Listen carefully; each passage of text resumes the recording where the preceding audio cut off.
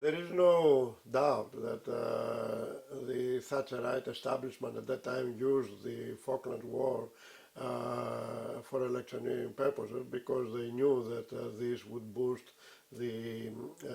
morale of conservatives after so many years in power, and also they would create some kind of patriotic feeling among the mid classes and the lower mid classes who would vote for Thatcher. But I don't think it was just this. That is, I think that the Falklands War played another role as well, in the sense that the British establishment was, of course, after the Second World War in a continuous decline all those years. And that was the tip of the iceberg. That is, if they even had to submit, to succumb to the power of an Argentinian dictator, then that would mean the effective end of any kind of ambitions that the British establishment had, that they would play a significant role in world affairs. They knew, in other words, they had to do something about it, otherwise they would become a minor power, and of course the establishment here did not like it, not just for patriotic or nationalistic reasons,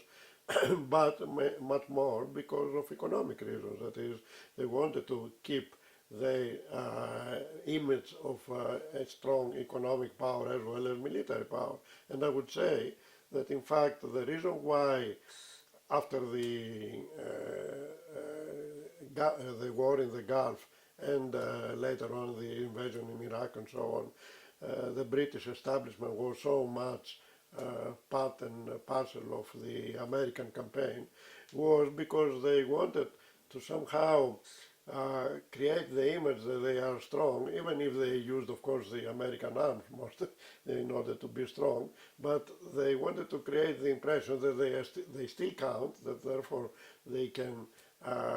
they have to be taken into account. And that's why they played this nasty game, I think, with the Americans in the Iraq War, as against, of course, the stand of the French under Chirac and so on, who tried to differentiate their position from the British for their own reasons, because they could not see that they would exploit, they would meet their interests, their economic interests, if the Americans and the British win the war, as it happened actually, because immediately they won the war, they started distributing contracts in favor of British and American companies against French, etc. One reason why the Vietnam War was lost for the Americans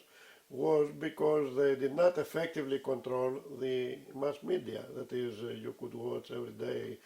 television, newsreels and so on, and see the massacre going on in Vietnam. And this, combined with the fact that the army was not voluntary at that time, they were not professional, but they were recruited, were the basic reasons why it led to the collapse of the Vietnam War. Now, they learned this lesson, the elites, from the Vietnam War and in Falklands, and later on, of course, in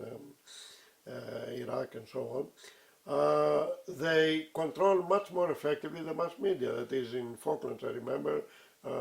you could not watch any film about what was going on there, only what was absolutely controlled by the British Army was coming out here.